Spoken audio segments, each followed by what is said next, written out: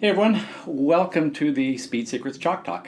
I'm looking forward to this. I don't know about you, but I'm gonna have fun doing this. I love the Q&A sessions that I get to do whenever I am either at a live event or at the end of my webinars. And if you have participated in one of my webinars in the past, then you probably know how this works. Essentially, you type your questions into the chat area off to the right-hand side of your screen. Type that in there, and I will answer your questions. So if everyone can kind of just say hello in the chat box here, and kind of just I'll give you a chance to kind of sign in here. Sam from New Zealand, welcome. Mark, also from New Zealand, wow. Boston, we got some people from all over the place here, so I'm just going to let everyone get a chance to kind of get logged in here. Checking here, let's see, and that's working. Everybody's ready to go here. So again, if you have, or when you have questions, type it into the chat box area off to the right hand side, and my lovely assistant Robin will be taking down your questions and handing them off to me, and I will answer them as best I can and for as long as you guys want to. That's how this thing works. Pretty informal, casual kind of thing. And one of the things, you may ask a question and go, okay, I got my answer, I'm out of here. You also may find that somebody else asks a question a little bit later that is really valuable to you. So you may want to hang out and stick around and play a part of this thing and hang out and enjoy this for as long as you can. Hopefully you'll enjoy it. I'm going to just jump in because I actually had a couple of questions that were emailed to me prior to us getting started here. So I'm going to answer those ones first while some of you type your questions in. I'm just looking here as well. Let's see. Let me just jump into the very first one. Actually, this one is really, really interesting. Regarding focus and implementing the advice you give, there are so many things that I want to do and intend to do, but it often seems impossible once I get out on track. When there's often 40 or more cars swarming around me, races are usually so hectic that it seems impossible to remember things like smiling, breathing from my diaphragm, and looking up and ahead, much less do it. When it's rain, it's even more difficult. I've tried putting stickers with little reminders in my car, but I never even look at them because I'm so busy. Do you have any recommendations on making things stick? So, one of the things, and this probably won't be the last time I say this, but you do what you do because you're programmed to do so. You don't do what you want sometimes because you don't have the right programming yet. So the sticky things on your dash or on your steering wheel, eyes up, look ahead, or something like that to remind you to do what you want to do are fantastic. But think about what they're really trying to do. What they are really doing is they are programming you. They are making some things a habit for you. So those sticky things are fantastic, but I would say that the reason you don't do what you want is because you haven't built the right programming yet for that. So you could sit at home in your chair at home, a comfy chair at home, and close your eyes and imagine being in those situations where lots of, you said 40 cars swarming around you. Maybe it's raining. You have that and you imagine those things happening and you go, eyes up, look ahead, or breathe, or whatever it is that you wanted to build in there. So then, and each time you do that, you just say breathe or eyes up or whatever. And then if you have a sticky thing on your, a sticker on your steering wheel or on your dash to remind you, you're triggering that program that you had built while you're at home. And obviously, the more you do that, the more it becomes programmed, the more it becomes part of your subconscious, and it just happens. So, what you're doing in terms of the sticky notes and things like that on your dash or on your steering wheel are fantastic. But I would say take it to the next level and actually build the programming so that you don't have to rely on just those when you're behind the wheel of the car. So that's how I would suggest that. And again, this visualization or mental imagery, and again, this probably won't be the last time I touch on this tonight, but that the more you do it, the more effective it's going to be. And the more you take the time to slow your breathing down, relax, close your eyes, and get your brain into this very relaxed, receptive state, the more it's going to become part of your programming. So take your time to do that, and then do it multiple times. If you did that every night for 10 to 15 minutes, and you did that for a month, can you imagine how effective that would be and how well programmed that would be? So you wouldn't have to rely just on those sticky notes on your steering wheel or your dash. So hopefully that answers your question. Frank had sent me an email and said, I was coaching and analyzing data for a driver who was very inconsistent on where they were braking and how hard they were braking. When looking at several laps, the GPS speed traces were all over the place. Different speeds, slopes, and min speeds, inconsistent. I told him to focus on just braking the exact same way, exact place, and try to get on the throttle at the same place as well. I thought if he could do that, I could then focus on teaching different techniques. But the first step was for him to be able to do one thing the same way over and over again, and he did it. Any other thoughts? Yeah. So first of all, absolutely dead on right that if a driver can't do something consistent, it's hard to make some changes, because you make some changes. Well, how do you know whether it worked or whether it's just inconsistency? So one of the things that you mentioned was looking at the GPS speed trace, and we'll probably touch on this a few times, but in terms of looking at data, and let's just say we have a graph on a data system, and and yes, thank you to Track Attack for basically sponsoring this event to make it free for all of you. You can use trackattack.io, and you can import your data from any data system and use it this way. But let me just let's look at a data trace here, and I'm going to draw it. So we have distance along here, we have percentage or whatever, and in this case, or speed in this case, we're going to look at speed. And let's say a car is it's going down a straightaway, it's accelerating, and then the driver starts to brake, and now we've got this deceleration, right? So deceleration from the braking coming into the corner, and often what we'll see is that, and then we start to see the acceleration again. And let's say it goes like this. One of the things to look for in your data is, and I think you touched on this in here, is kind of the slope. And I look at the slope of this and go, okay, good deceleration rate. And then if you notice this slight change in the deceleration rate, what that means is the driver is trail braking there. And if we actually had brake pressure trace, a brake pressure sensor in the car, and we saw that, what the brake pressure would look like, and even if you don't, just this is a good way to kind of picture what's going on, is let's say we're going along and there's no braking, and then just around here, the brake application goes on, and we get a good hard initial application of the brake pedal. Okay, so good application of the brakes, like this, comes along at this, and then we see this, and this part right here, from here to here, is trail braking, right? It's slowly easing or trailing your foot off of the brake, releasing the brake pedal, and that correlates with this change in the slope of the speed.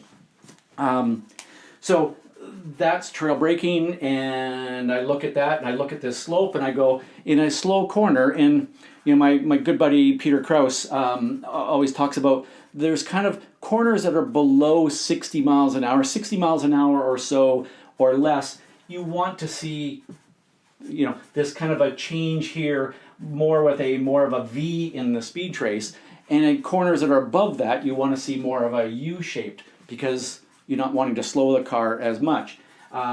With the trail braking like this, it's a corner that you're wanting to change direction. You want to get the car to rotate and change direction. So we use the trail braking here to get that happening. So to go to go back to your question in terms of consistency, one of the things, you talk about, I told him to just focus on braking the exact same way, exact place. Really important that you did that. However, the one thing that I would add to that is what I see a lot of times when a driver is inconsistent is, first of all, they're lacking reference points. So if they're coming into a corner like this, let's say, notice I have all my cars lined up in pre-grid over here. If we have this car coming down into this braking zone for this corner, one of the things the driver is probably lacking, and that's causing the inconsistency, is a lack of reference points. And reference points are not just visual things like brake markers, like the 500, 400, 300, 200, whatever. But they could also be, a little bump in the track, or even the sound of the engine, bouncing off the wall on the side of the track or something like that. So we get a lot of those reference points, and that helps us to become consistent. So a lot of times when I see a driver who is inconsistent, I say go and focus on collecting more reference points, and that often helps. And then you might see that, rather than, a speed trace that looked like this, and then the next lap the speed trace looking more like this, and then, another lap where the speed trace looks like that, now we've got a lot of inconsistency here. And part of the reason, again, one of the main reasons is a lack of references. The other side of that, or the other part of that, is drivers get so caught up in the, there's a 4, a 3, a 2, a 1, and then their turn-in point here, and they get so focused on, I'm going to get down to the 3 marker, I'm going to get down to the 3 marker, I'm going to get down to the 3 marker, and they break at the 3 marker, and then they go, oh, there's a corner up ahead. One of the things I really stress for a lot of drivers is focus your eyes down here into the end of braking point, the point where the foot comes completely off the brake pedal, and therefore when you're focusing here, this becomes almost a secondary reference point, kind of a backup reference point. And when drivers are focused on corner entry speed and what they're doing here, you start to see a more consistent speed trace. So a lot of times when I see an inconsistency in this speed trace like this on the data, I go, the driver is too focused here and not focused enough down here. So that's how I would approach that. And so more reference points overall, but more importantly is focusing more on that end of braking point, looking down into the corner, and using the brake and the end of braking here to fine tune the corner entry speed. Because most drivers can feel a difference in corner entry speed if they're focused on it. If they're focused on where am I braking, this becomes inconsistent. Okay, long answer to that question. Robin, we got some other ones there? Mm-hmm. Oh yes, we've got some other ones here. So, Scott asked, how best to manage a corner once I've discovered that my BOB is too early? So again, thanks for bringing this up, Scott. Is this is what I call your begin a braking point. So I'll write it over here. So BOB, Bob. In this case, it's begin a braking point, and the begin a braking point is where you start braking, right? Okay. The end of braking point, EOB or EOB, as I like to refer to it, is somewhere in here, right? It could be here, it could be here, it could be, where it is dependent on the corner and how much you need to use the brakes as you're entering the corner to help get the car to change direction. So, how best to manage a corner once I've discovered that my BOB or begin a braking is too early. Let's say that you're coming down here and you brake at the 3, and then what you do is you get down to here, and I've seen this often where the car gets down into this point here, and the driver is almost taking their foot off the brake, and they turn into the corner, and now because they've taken their foot off the brake back here before the turning point, the front end kind of unloads, they turn in, the car is all wishy-washy, maybe understeers now, and the driver is unhappy with the way the car is going into the corner. The other, I have experienced this, and other drivers have experienced this, where it's almost like you slow down and you get to the point where it's like, oh, I have to accelerate to get to the corner.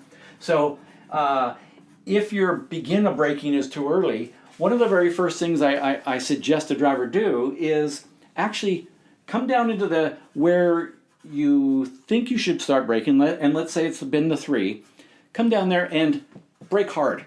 Brake as hard as you can. Make that initial application of the brakes as hard as you possibly can. And what ends up happening then is you get down to here, let's say, some point in here, and you go, I've slowed down too much. So it's then becomes very easy for you to then move your whole brake zone in. Because what happens when we brake early, most of the time, very much like I just talked about previously, it's because we're so focused here, we're not focused up here. And we just focus on braking here, and the car overslows. So, Scott, I'll make this simple now. Very first thing you should do, look for the end of braking point. Get your eyes up, look it down here, and what'll end up happening if you first come down and you brake hard and you get hard on the brakes here and you come down and partway through the brake zone, you're kind of looking down here going, I'm overslowing. You're going to then start to ease your foot out of the brake pedal and you modulate your brakes from the last part of the brake zone. And you come in and the car is now you're managing your corner entry speed based on what you're seeing here. So again, simple. How best to manage a corner once I've discovered that my beginning braking is too early? Recognize it early by looking down into here and start to ease your foot out of the brake pedal and think about, I'm going to carry some corner entry speed. I'm going to carry some speed into the corner by easing my foot off the brakes. I'll jump in here and brake now and kind of go, there are 3 reasons we use the brakes, right? 1 is to adjust our speed. 2 is to manage the weight transfer in the car, the load in the car. And often that's get a little more weight on the front end of the car. Or ease up off the brakes to take some weight off the front. The 3rd reason, and to me the most important reason, is we use the brakes to allow us to get to full throttle sooner coming out of the corner. And so if we come down into the corner and we think about managing the corner entry speed and the weight transfer in the last, let's say, 1/3 of the brake zone, and that's what the purpose of the brakes are for, is to manage and adjust speed, not slow the car down. It's to adjust speed to the speed that we want here. Long answer, right, Scott? Again, think about using the last 1/3 of the brake zone as a way to manage and adjust your corner entry speed. And at that point, now you're managing the rest of the corner based on your corner entry speed. Okay, Mark asked, would love to hear more about differences in attitude or driving style when you are competing on a street circuit. I love street circuits. First of all, a lot of people go, street circuits, man, that's intimidating. You're driving around all those walls. Actually, you know what? There are no walls. There's only the track in between them. And yeah, I know that sounds a little bit all kind of Zen-like and everything, but an example of this, to me, great autocrossers.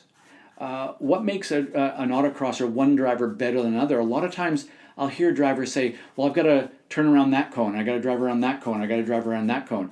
And yet the best autocrossers talk about there's a path, or there's a line they're driving. And the cones are kind of just references off to the side. It's the same thing when you're driving on a street circuit is, there are no walls, there's just the path or the line in between them. So that's the first thing, is just getting the focus on the walls out of there. The next part is, to me, street circuits are all about attack. You have to attack a street circuit.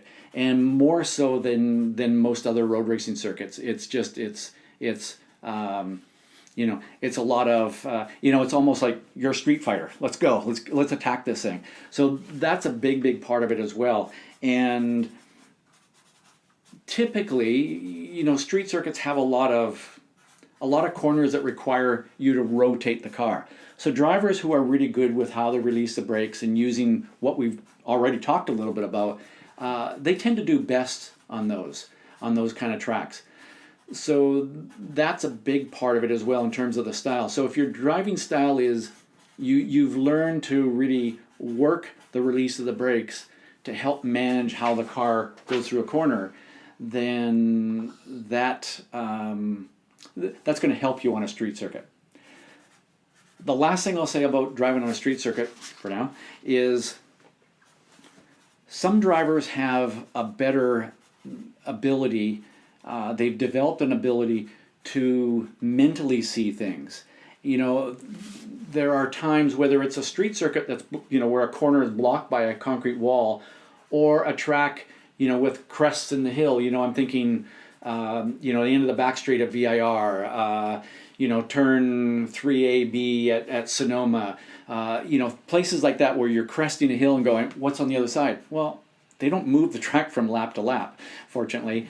And some drivers can come up to that corner and mentally they see exactly what's on the other side.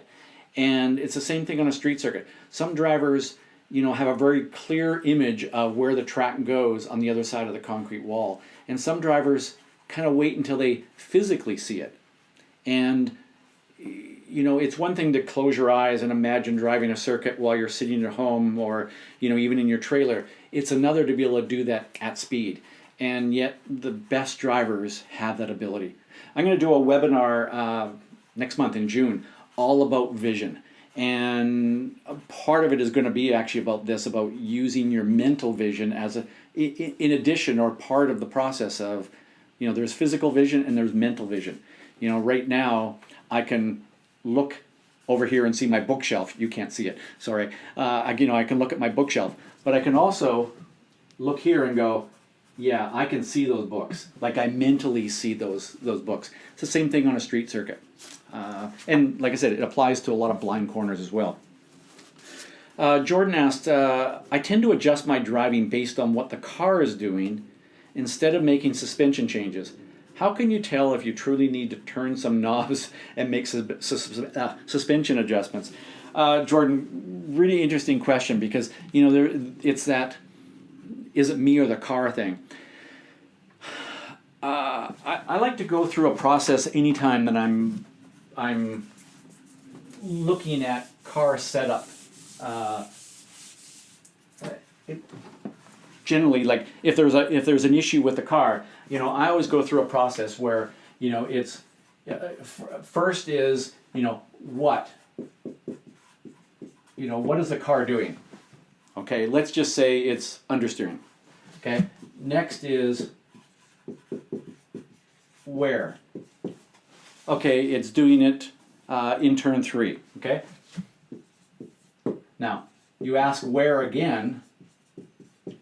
Where in turn 3? Is it on corner entry? Is it mid corner? Is it exit? And let's say in this case it's exit. Okay, so the car is did I say it's understeering or oversteering? Let's say it's an oversteering on the exit. Okay, so it's oversteering on the exit. The next thing that I ask is, what am I doing?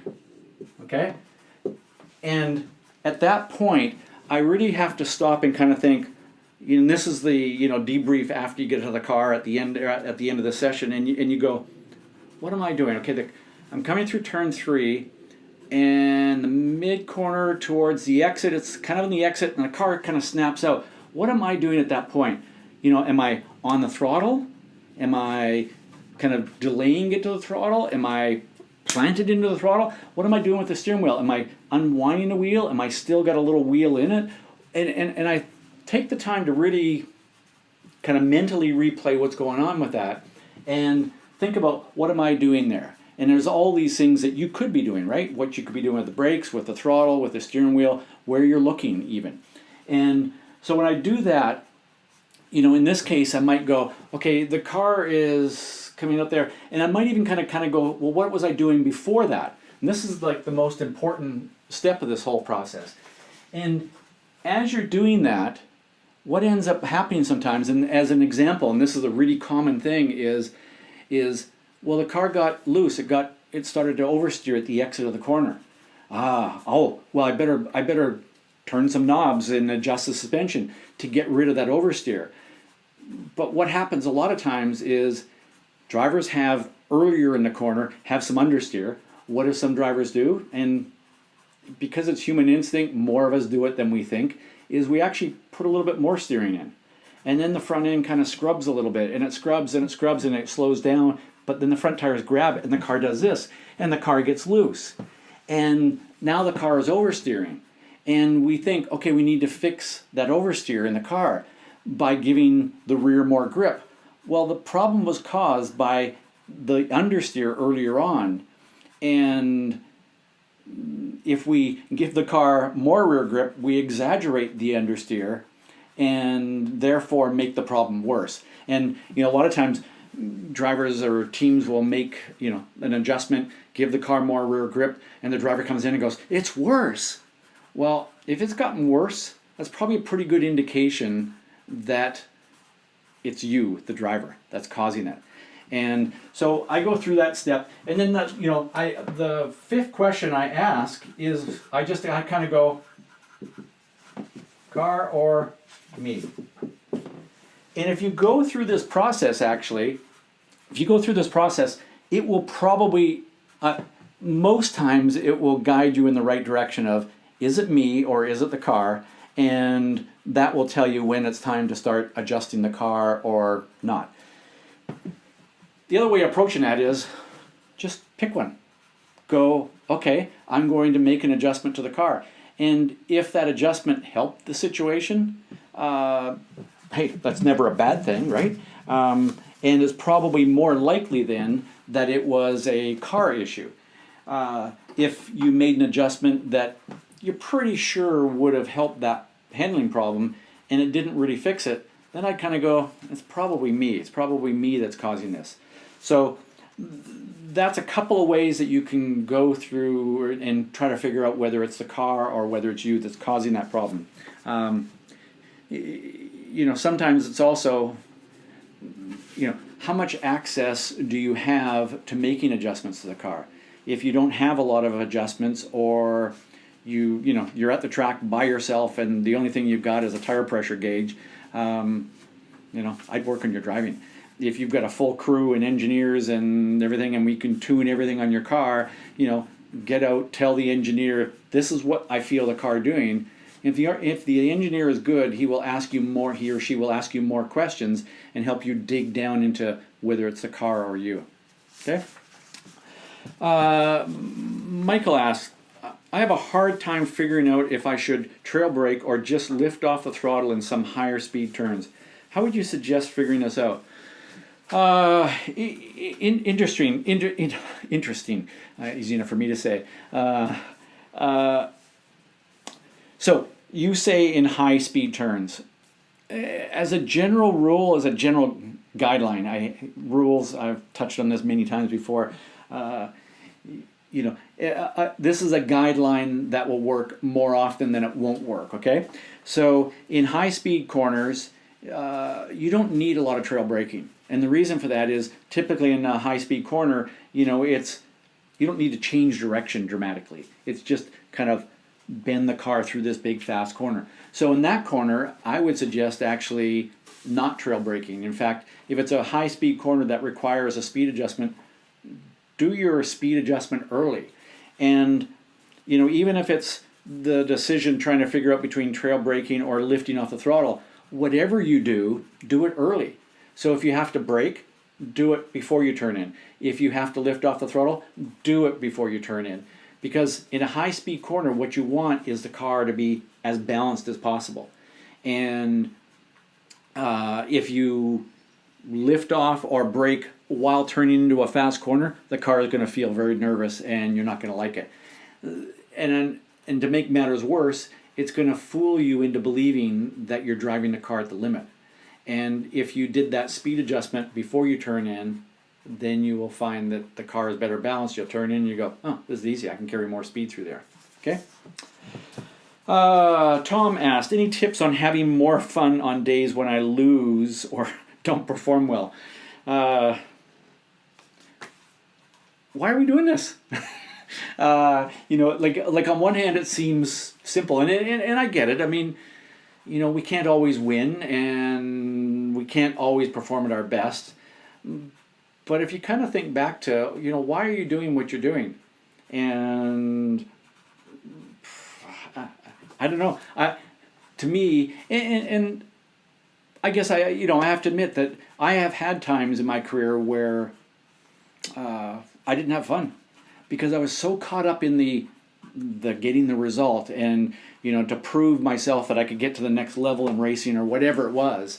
And for sure, I lost focus on that a lot. So, by saying focus on what it is you're doing and why you're doing it, the love of driving and competing and doing all these things that we're doing, I know that's not easy.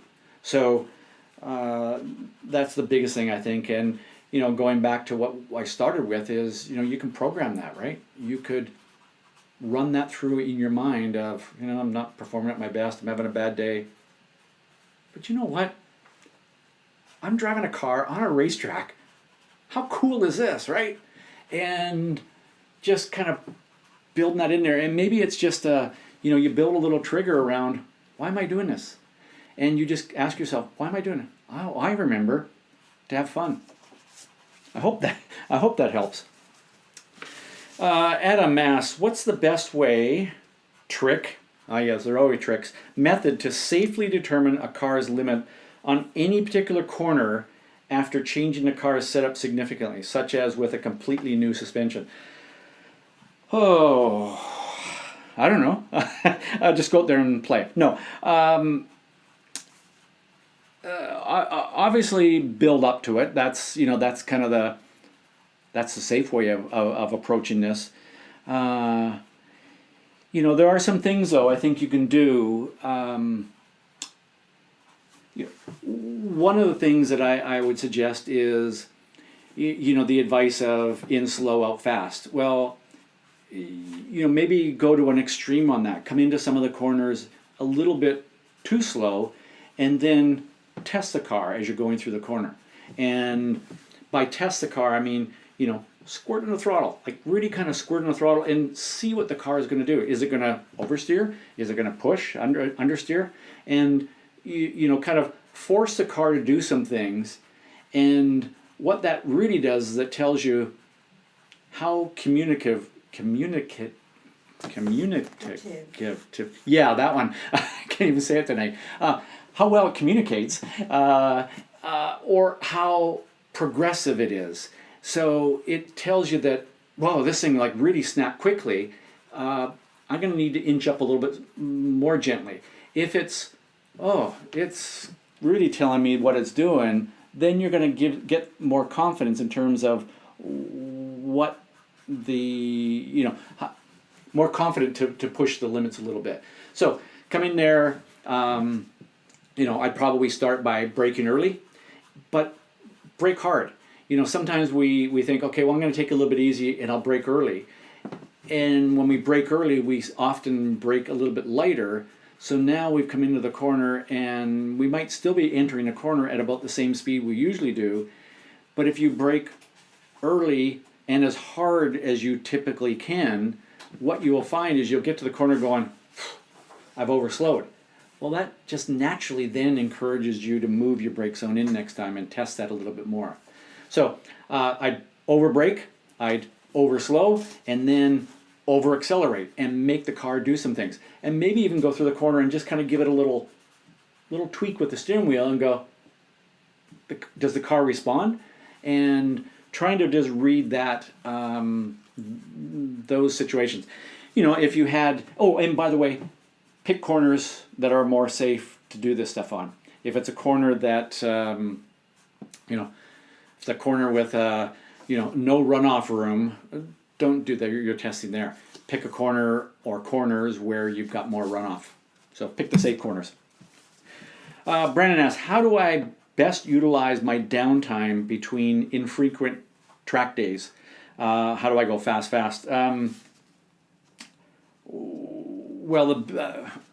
So what can you do between times at the track? The things that immediately come to mind are mental imagery. You can practice driving in your mind, and it can be as effective as driving on the track. And some of you are going, yeah, okay, not quite, but no, it can be. If you do it with enough realism and you practice doing it enough, it really can be. So that's one thing, mental imagery or visualization. The second thing is simulator time. It's a fantastic tool. There are limitations with it, but it's a fantastic tool to help cement or help create more programming that you've been working on, tied in, integrated with the mental imagery. I'm a big fan of karting. If you can't get to the track, maybe you can't get to karting, but maybe you can get to an indoor karting track. Really great thing to do. Reviewing your data and video, and if you don't have data or video, then you can view other people's. You can do that. But if you have data and video, review it, go through it, and to me, it's a great opportunity. One of the things I hear a lot of drivers say is, you have data system, but I just don't seem to have time to really dig into it, or I don't really fully understand it. Well, that's the perfect time to be spending time getting to that level where you really dig into it and really kind of question. As I drew that line earlier, as I drew the line. The speed trace, it comes down like this, and you kind of go, okay, there's one speed trace, and then there's another speed trace that looks, like that. Or maybe there's a speed trace that looks like that. And you start to question going, why do they look different? And just start to think about what's going on. Why does a speed trace decelerate on that slope at that rate and then not decelerate as much? Well, it means you come off the brake pedal. So think about those things. So, going through and really studying your data is hugely valuable. And if you don't have data, you can access other people's data. And just in the process of doing that, you will improve your driving. The last thing I'll suggest is actually writing, making notes. It's really, really valuable. And sometimes I think that I'm the most lucky person in the world because I get to write about driving every single week.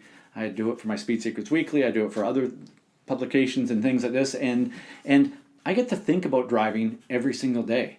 And when you write, and some of you might go, yeah, but I'm not so good at writing. I don't care. It doesn't matter. Just scribble some notes and just, kind of just think about driving and go, yeah, okay, yeah, when I do this, that happens. And when I do this, it's amazing how well that works, how much that helps you understand. And by the way, if you do write about driving, try to explain it. Try to explain what you do on the track and pretend that you're explaining it to a 12-year-old, somebody who's never driven a car yet or is about to. And then think about it as somebody who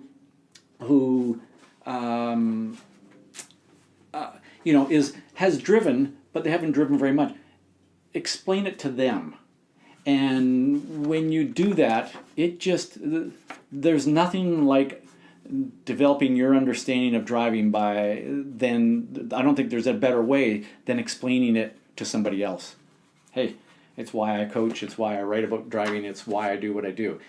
Because I want to learn more about driving. So, thanks for that question. That's a good one. I think we covered a lot of different things and what you can do when you're not at the track. Ian asked this question, Ian Korf. And Ian, by the way, Ian's got this really cool book called sorry, Ian, it's you suck at driving, or you suck at racing, or something like that. I can't remember the exact title. I'm sorry, Ian, but it is a fantastic book. You suck at racing. That's it. And Ian asked the question. 2 of my favorite coaching exercises are third gear only and fourth gear only. Aside from sensory input sessions, what are some of your favorite exercises? Well, you absolutely nailed one of them for sure. Is the using a taller gear, and I've actually used that recently more than I have in the past. And let's say there's a track that you drive and you use second, third, fourth, and fifth gears. If you go on the track and you drive that track only using fourth and fifth gear, it forces you to think about, how can I roll speed through these slower corners?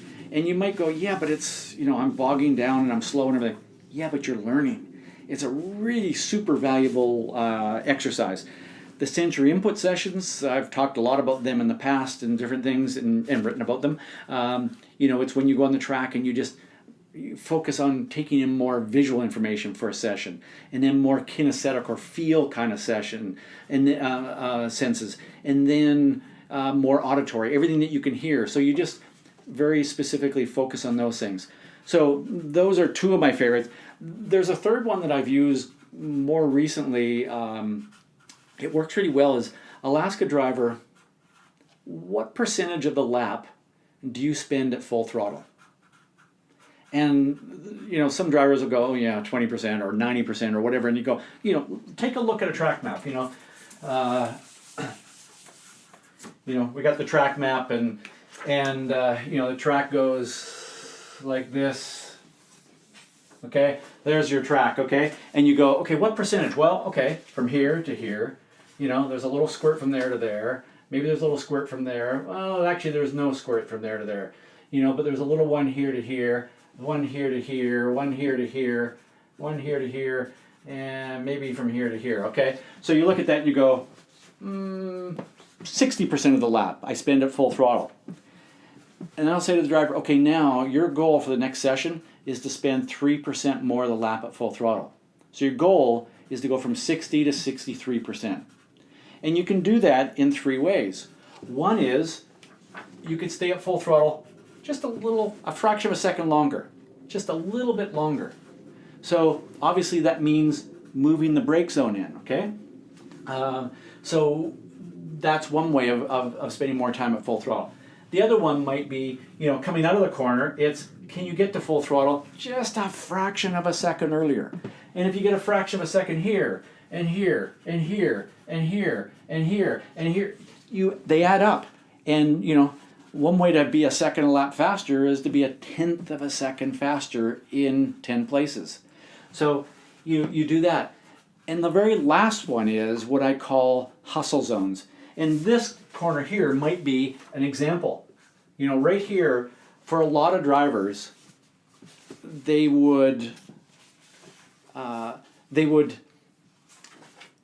mind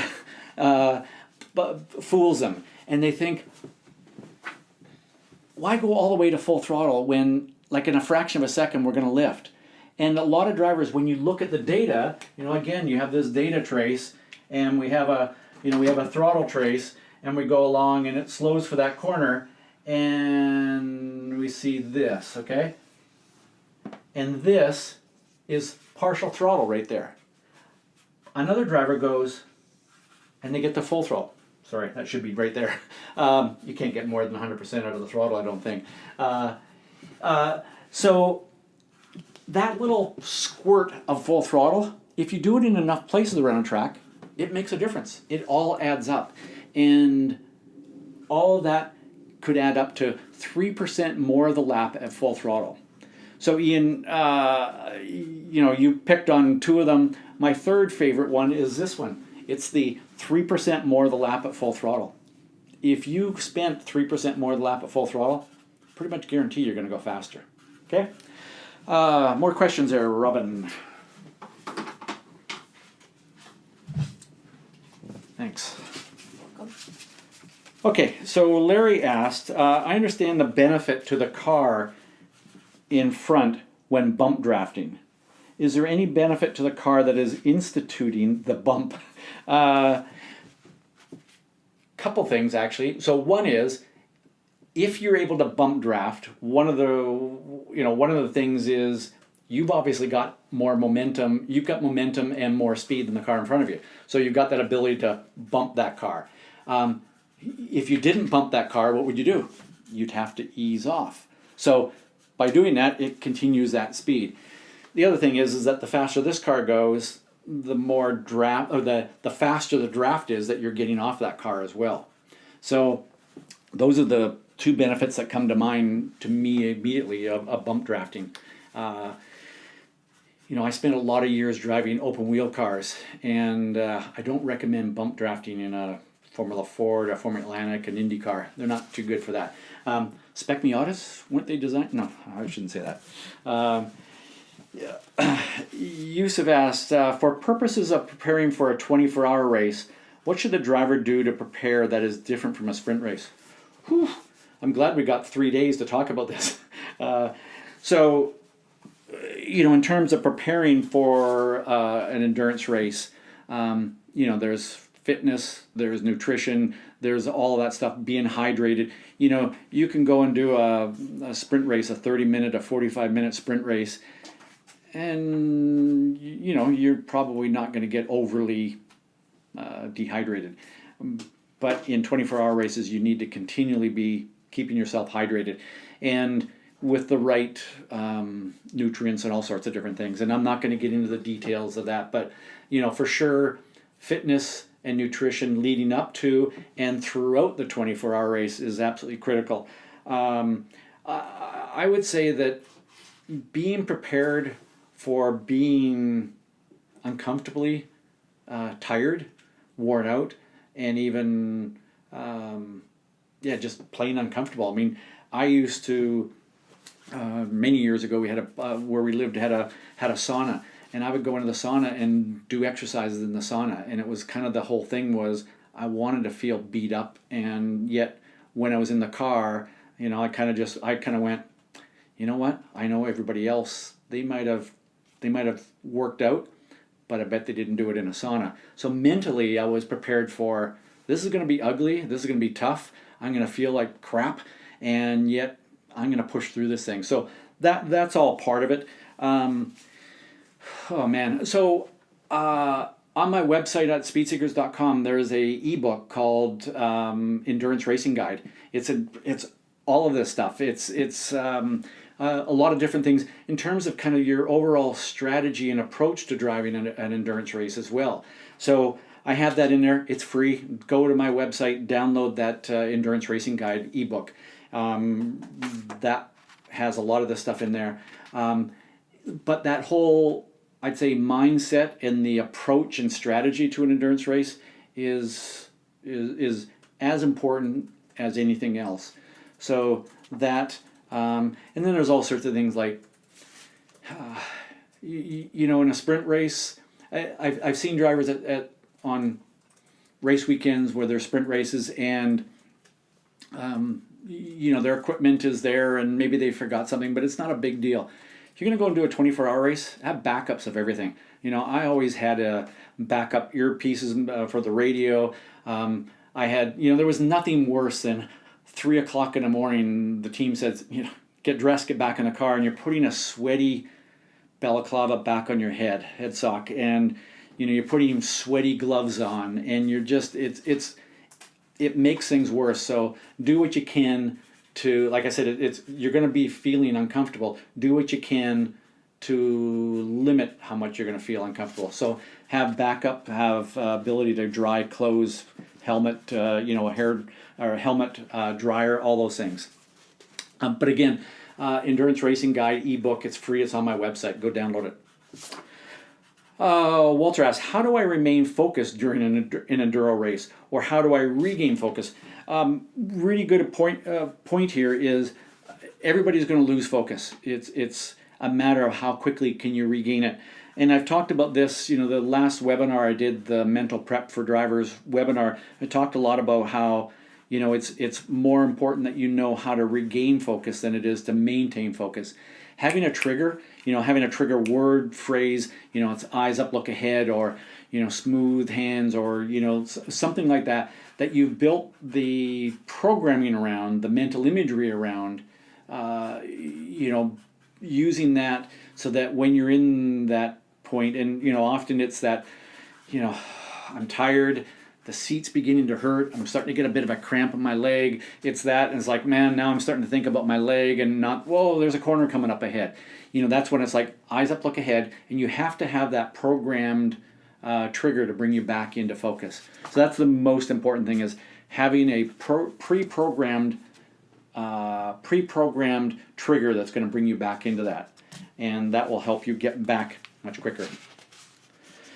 Tom asks, can you give your take on saving the brakes concept? Better drivers seem to make the brakes last longer, but it's not as simple as just using it less. What do they do differently? So,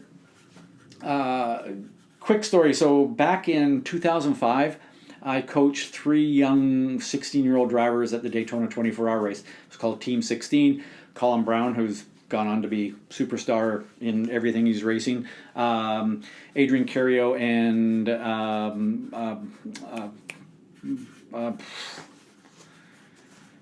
Brandon. Man, I can't think of his last name. I'm really sorry. Can't remember his last name. So 3 of them, and they had never done a race longer than 30 minutes in their life, and now they're going to go and do the 24-hour race.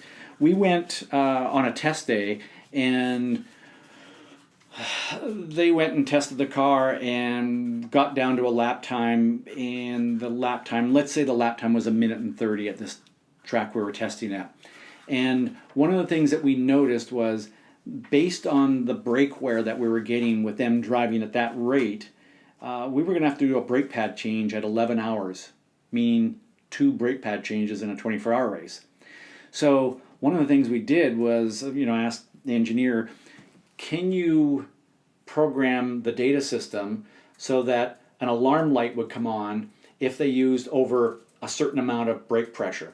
And let's say to do that 1:30 lap, they were using 700 psi of brake pressure. And I said, okay, let's just, arbitrarily pick a number. Let's go with 600 psi. So anytime they braked with over 600 psi, a light would come on the dash. And I said, okay, now go back on the track and practice braking lighter. But your goal is to get back to turning that same 1 minute and 30 seconds. And what was interesting was, it didn't take them very long to figure out that if you braked just a little bit earlier and a little bit lighter, and focus more on corner entry speed and flowing momentum through the corner, rather than slow it down and reaccelerate it, but carrying the momentum through the corner, they got back to the same lap time and using less brake.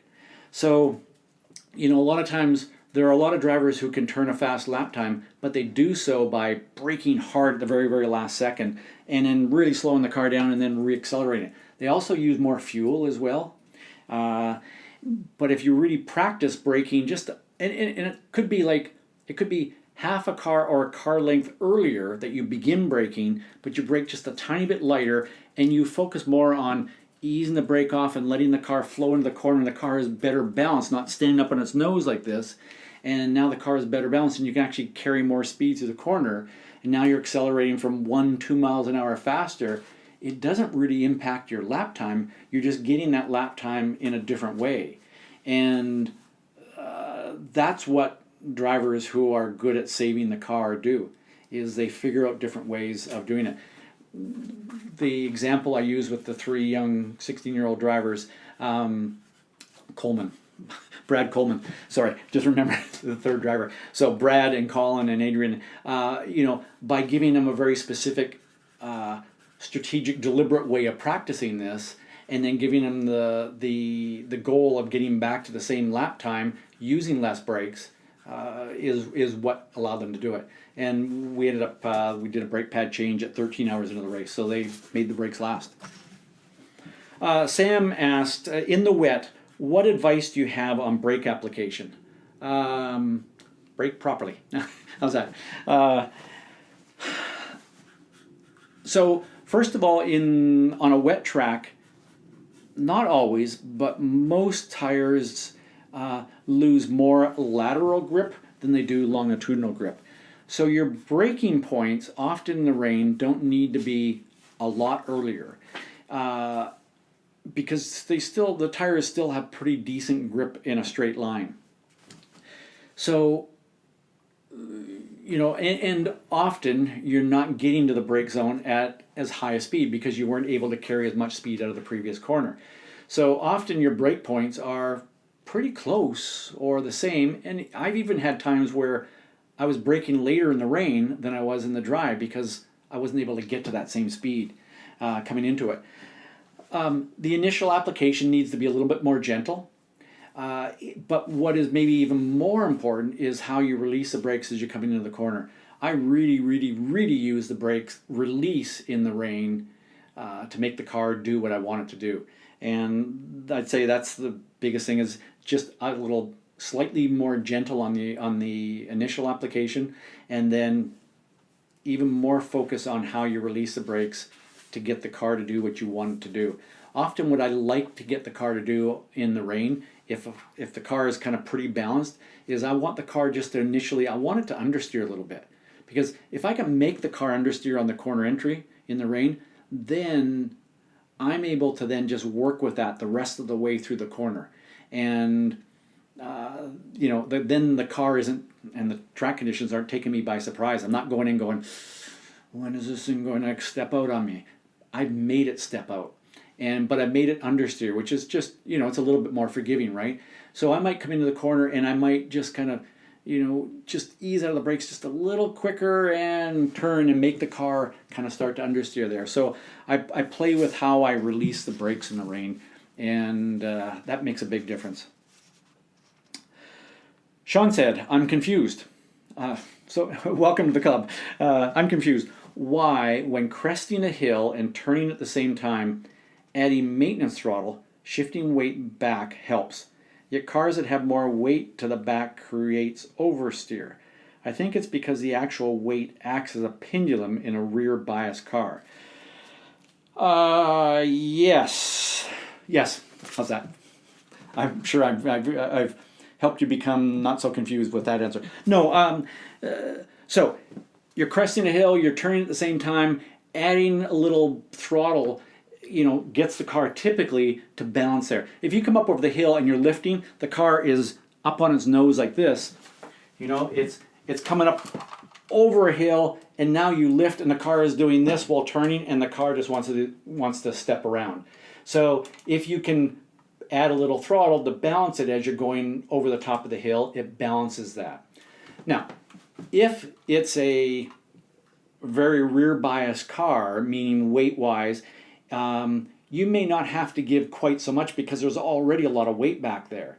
And therefore, if you give it too much, the back end starts to step out. And if it is more weight, it's the balance is more biased to the rear. The typical Porsche 911 with the engine hanging out the back, or a mid-engine race car that has more, maybe 60% of the weight on the rear and 40 on the front. You're right. There's a certain point where that weight can act as a bit of a pendulum and start to swing the thing around, and that's why, obviously you've got to be so gentle in managing what you do when you're cresting a hill. I could also say, obviously one of your goals is to turn the wheel as little as possible while cresting the hill. And there are certain places on certain tracks where, you're coming up to a hill. Trying to think, can I draw this? Let me think. Because it's an interesting, it's an interesting thing to think about, because let's say the track goes like this, and there's a crest of a hill right here. So we're coming along, and the track goes up and then drops down on the other side here. As you come through this corner, you may want to sort of turn as much as you possibly can, and then drive the car straight, and then turn the car again. So from here to here, the goal is to have the steering wheel pointing as straight as possible when you're going through that section of the track. And to me, that's a super important part of managing the track. I mean, where a track has grip, turn the steering wheel. Where the track has less grip, turn the steering wheel less. You know, I just got back from driving at Spa. Eau Rouge, Radion up the hill. You know, there's a point where you come into, you know, you've probably all seen Formula One cars come into Eau Rouge, one of the greatest corners in the world. And, you know, you're sort of coming down the hill, you turn in, and then there's a point where you start to climb the hill. And there's a point there where the track goes like this, and that's the point where you go, and you really get most of your turning done because the car is just pushed into the hill. And at that point, it's like, I'm going to turn the car. And then as the car kind of unloads and then even actually starts to crest the hill up the top, you want to have the steering wheel pointing straight. So one of the reasons why the whole Eau Rouge Radion at Spa is so famous and so challenging is because you do things with the steering wheel and the throttle that you would not do if the track was flat. You get to a certain point and you just go, I'm going to turn the wheel because the car's got so much grip when it's forced in there. But when it's light, get the wheel pointing straight ahead. So, interesting, and thanks for that question, Sean. Matthew and Scott, I think maybe asked maybe the same kind of question here. Do you have any tips for maintaining constant brake pressure while heel and toe shifting? The deceleration plot on my data logger looks like a staircase. Okay, fantastic question. You are not alone.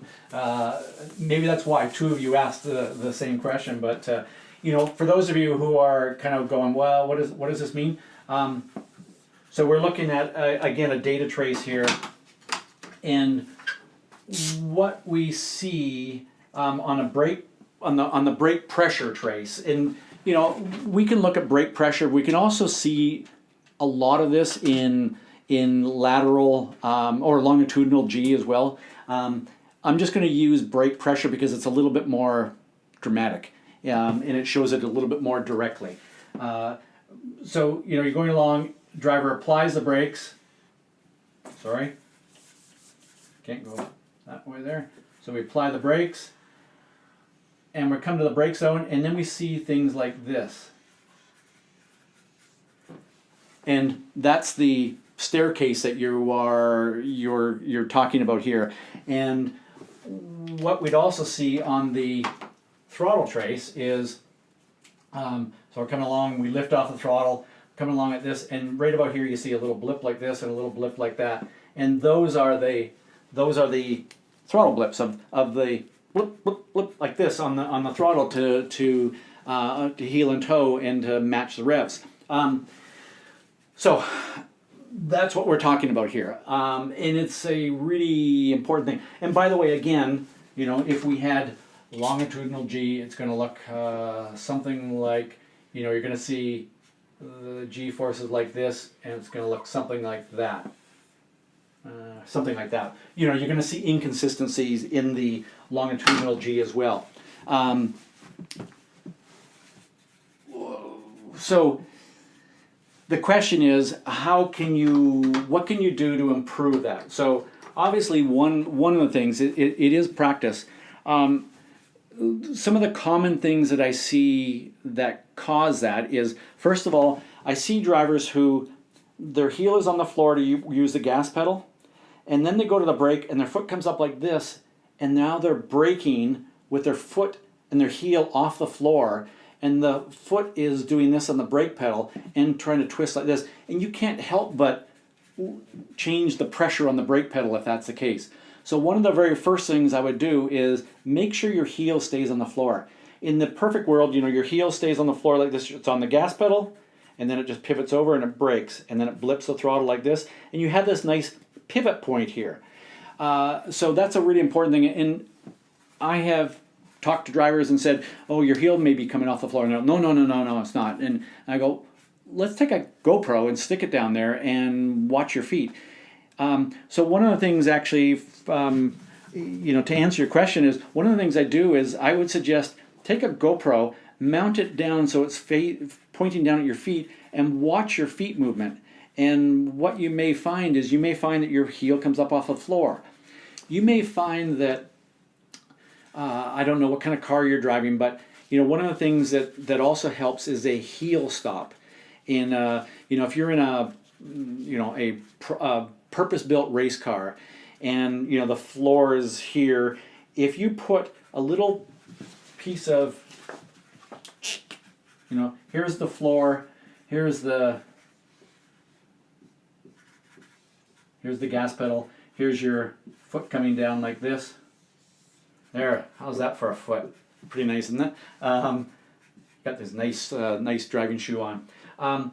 If you take a small piece of aluminum angle or a carbon fiber angle and you put it like this and you pop rivet it or whatever it is down to the floor, and it's going along the floor like that, if you have it along there, now your foot has got a pivot point, and that's going to make your ability to manage the brake and throttle a lot better. It's going to be a lot more consistent with it. So the keeping your heel on the floor and some kind of a heel stop will help. If you're in a production-based car where you're not able to do that, or maybe it's even it's a track car, you don't want to take your brand new Porsche GT3 RS and start pop riveting a piece of aluminum to the floor. But you may find that changing the surface on the carpet, rather than having a very smooth, slippery surface, you actually have something that's got a little bit more grip in it. If it's a car that you could actually put some of that grip tape, like on a staircase, on the floor. Again, now your foot tends to then have a bit more of a pivot point. Those are a couple of things that will absolutely make a difference. And then some of it is just being aware of it and practicing it. The more you practice being consistent with it, the less you're going to see this, and the more this is going to look like that, which is what you want. Okay. Brennan asked, what were the most important lessons you learned from working with the cars and instructors at Dirtfish Rally School? Wow, that was a really cool experience. One of the things that instructors from the rally world used a lot of times, one of the instructions that they used, and it sticks with me because it applies to everything else, is the steering wheel is a suggestion. You kind of turn it a little bit, but then it's what you do with your feet and how you manage the balance and everything with the way you release the brakes, the way you apply the brakes, the way you release the brakes, and the timing of all that stuff is what really turns the car. And because it's in dirt, it's almost exaggerated, and because of that, it's super important. And again, it becomes, I've always said that my goal in life is to drive on a road course, all the way around a road course, and never turn the steering wheel. I just want to turn the car with how I manage the balance of the car with my feet, with the throttle and the brake pedal. Well, when you're driving in the dirt, it's even more important. Well, it's not more important, but it's more dramatic. And one of the fantastic things about driving in the dirt and going to a rally school is, so often we drive on a road course, on a paved road course, and we go through a corner and it's like, oh, what was that? It's like, I think that was oversteer. Like, it happened just so fast. And yet in the dirt, it's like, oh, this is oversteer, this is oversteer, this is oversteer, this is oversteer. You're in it for a long, long time. And you can then experience it and play with it and practice it. So I actually recommend, a lot of the drivers that I've coached through the years, and to this day, I have a driver at Dirtfish today who I've been coaching, and he's at Dirtfish today preparing to become a better road racer by driving in the dirt. So I think the biggest lesson, like I said, is managing the pedals to turn the car more, which is something I've always done on the road course, but it was exaggerated. And the other thing is just practicing driving a car on a loose surface is so hugely valuable. Everybody should do it. Oh, and it's massive fun. Okay, Tim, is the end of braking point before the trail braking portion of the corner? Okay, thanks for asking that, because it allows me to clarify that.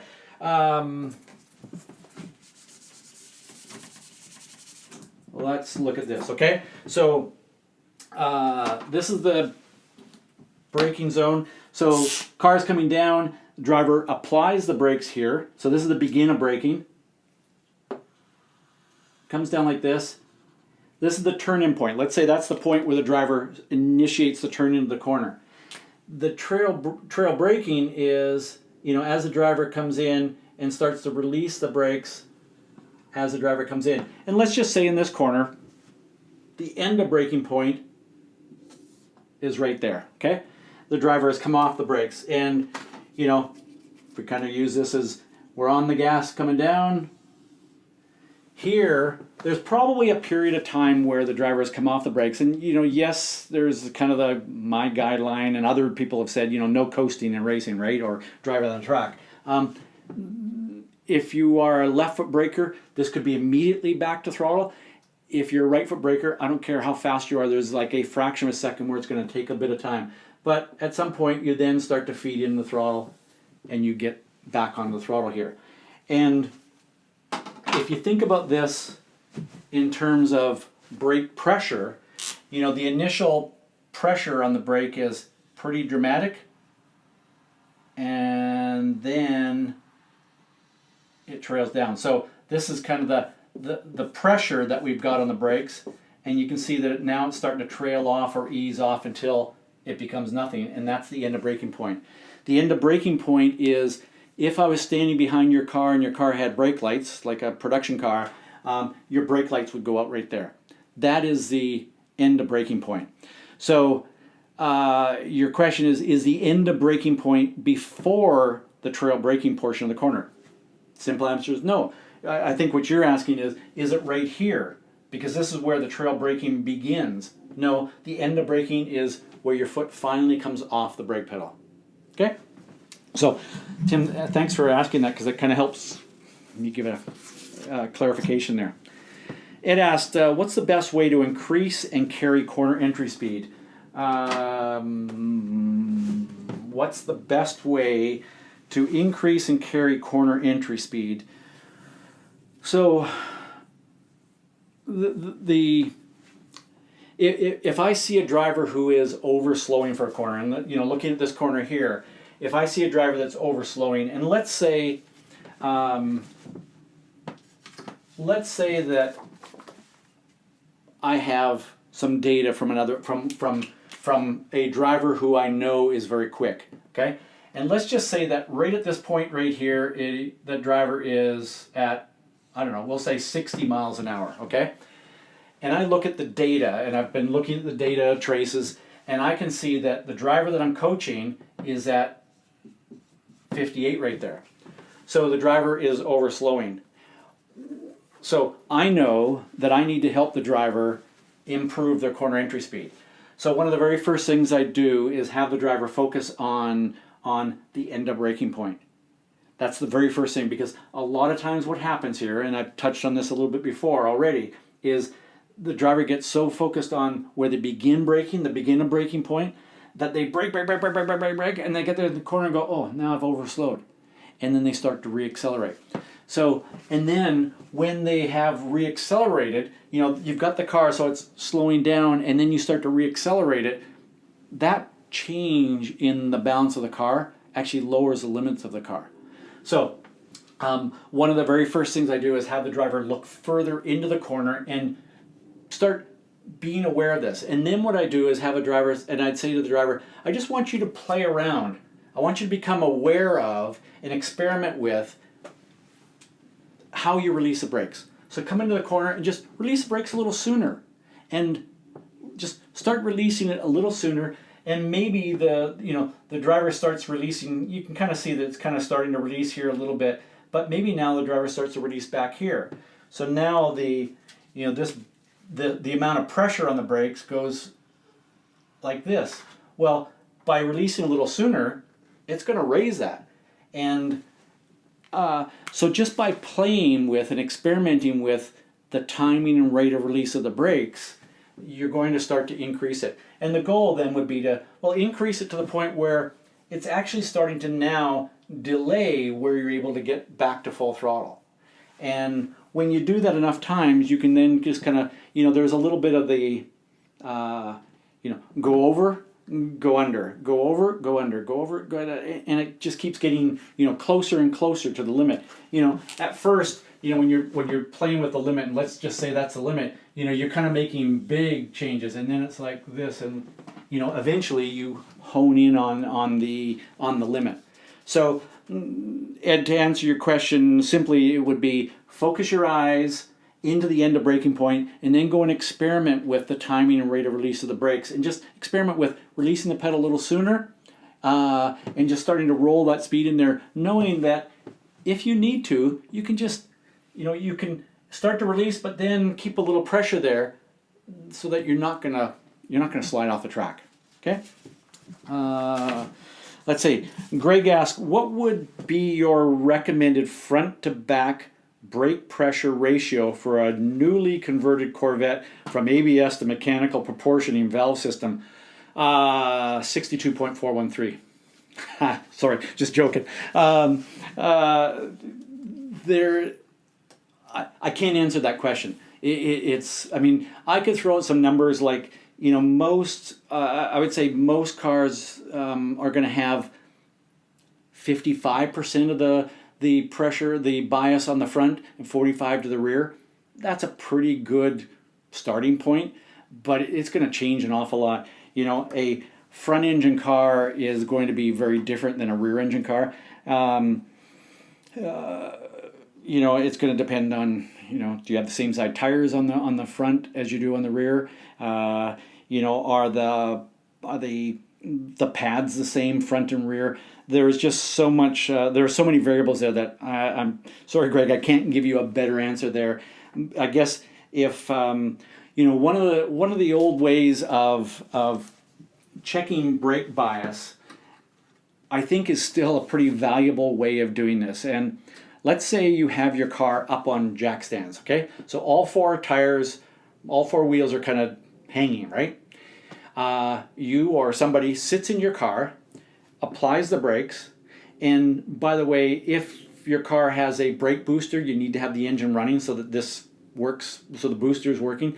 But they apply the brake pressure, and while they're pressing, you just push down, and let's say you've got the front wheel and you're rotating the front wheel, and as the driver is pushing down just a little bit more, and you go, ugh, I can't turn that front tire anymore. Okay, quickly, driver just holds that pressure there. You run to the back wheel, and now you turn it, and you go, it should just turn a little bit. Like, it should have a lot of friction in the brake, but it can turn a little bit, because you want more front bias than you want rear. The reason, obviously, is you're braking hard, you're putting more weight in the fronts are doing more work. That's why cars have bigger brakes on them. So that's a great way of just roughing it, getting a rough idea of brake bias.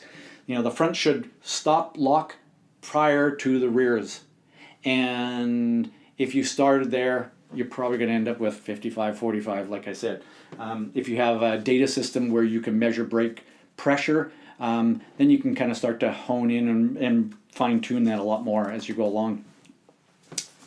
Brendan asks, what makes static and kinetic friction, solid pavement versus other slippery surfaces like dirt, so different in terms of achieving speed? Is it most easily explained that you usually want about 5 to 20 degrees slip angle for paved surfaces, depending on corner tightness, and greater than 15 degrees, maybe around 40 degrees for loose surfaces?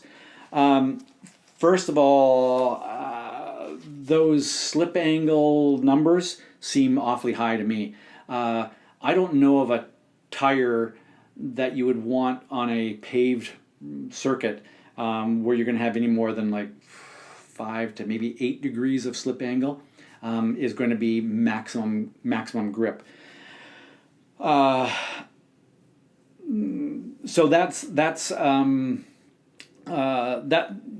I guess that's how I would put it. So you said 5 to 20 degrees. That's 20 degrees slip angle on a road racing circuit or on a paved circuit is massive sliding. That's almost in the range of drifting, Formula Drift.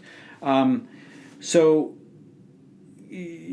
actually, Brendan, I did a podcast with Andrew Comrie Picard, ACP, one of the best rally drivers, rallycross drivers, and a good friend of mine, and a guy that I've coached a little bit.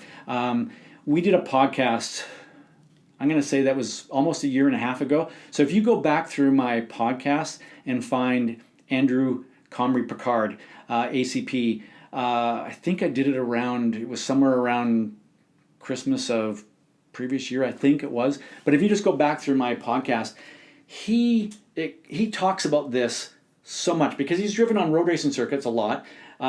He's a stunt guy, so he knows about slip angles and everything. And he talks about the differences between grip levels on loose surface versus paved surfaces. So rather than me kind of making some wild guesses here, go back and listen to that, to Andrew's podcast that he did with me. It was really, really interesting conversation. It was fun for us to have that conversation. Steve asked, I have Apex track coach and lap timer, but except on the straight, I never seem to have time to look at them. How do you switch inputs when things are busy? So one of the things about the Apex Pro, really cool device with the LED readout and kind of tell you, how close you are to driving the limit. It kind of learns as you go along. And I've had other drivers say, yeah, but it's hard for me to see it. So the very first thing is get it in a position where you don't have to look, obviously if you had it mounted way over here, you had to turn your head to look at it. That would be a bad thing. So the closer you can get it to your line of vision where it typically is, the better. The second part of that is just it's practice. The more you use it, the more you get to the point where you kind of just notice it in your peripheral vision.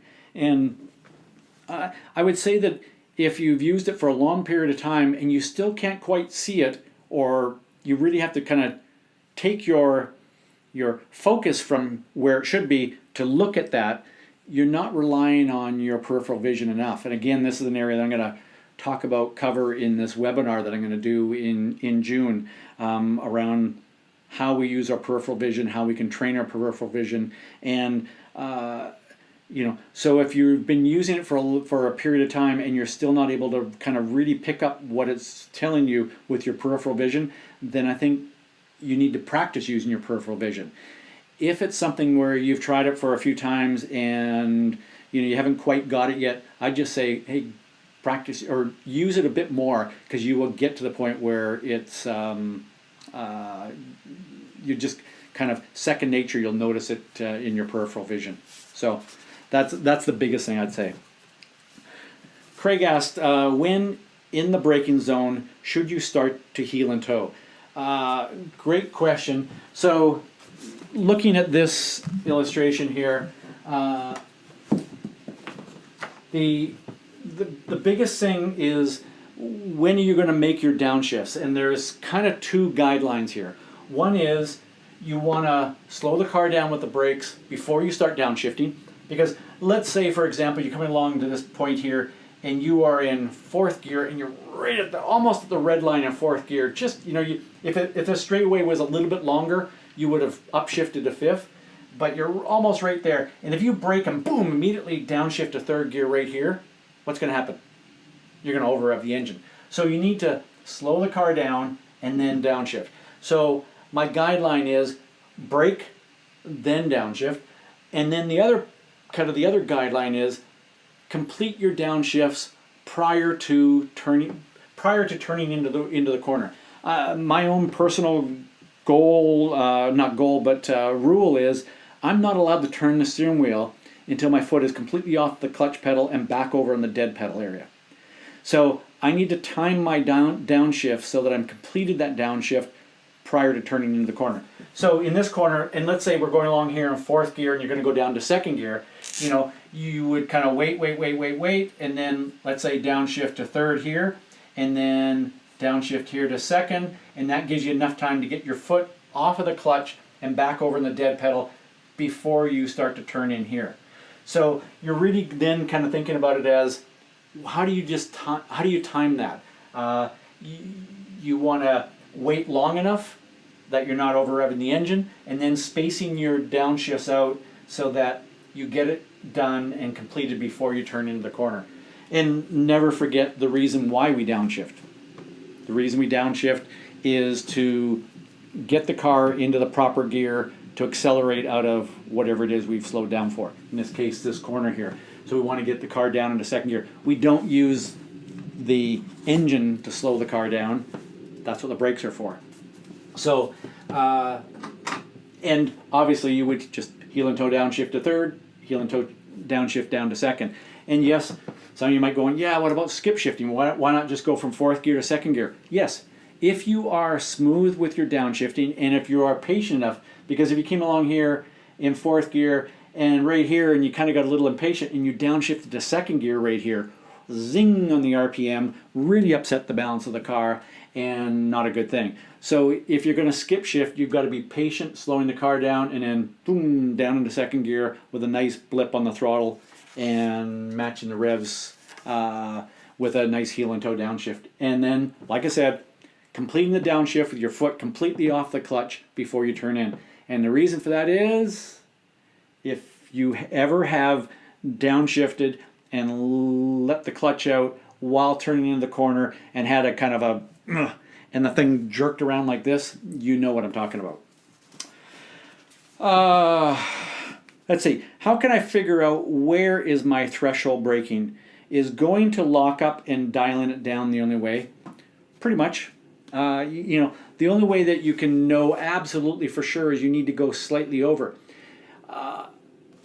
Obviously, I'm talking about if you're driving a car without ABS. If you have ABS and you still want a threshold brake, then it's really quite simple. Just getting the brakes hard enough to activate the ABS, and then ease back a little bit. The same principle applies to if you're driving a car without ABS. Get in the brakes, hard initial application, and you may find that, wow, I didn't have any lockup. Okay, so the next time you come in, harder initial application, still no lockup. Next time you come down, hard initial, and you get a little lockup. Immediately think about curling your toes back. If you curl your toes back, that's probably going to be enough pressure release for you to for the wheels to start turning back to threshold. If you think about it as, oh, I got to lift my foot off the brakes, now you're going to be going too fast and you're going to be not slowing down, which is what you're meant to do. Think about it as hard initial, get a little tiny bit of lockup, and then just curl your toes back, and that will release enough pressure to bring it back to threshold. Adam asked, post-crash, I have struggled to get close to my limits. Any recommendations? How long might it take? About that long. That's a tough one, and tough in many ways, right? You know, if you've had a crash, again, I started this off by saying we do what we do because we're programmed to do so. We don't do what we want sometimes because we don't have the right programming to do so. After a crash, you have programming. You have programming that, oh my God, I crashed. I could crash again. So it's changing your programming. How do you change your programming? Well, where does your programming come from? Well, some of it comes from doing, but a lot of it comes from we can practice in our mind. We can do mental imagery. We can visualize. So if you visualize, if every evening you spent 20 minutes in your mind,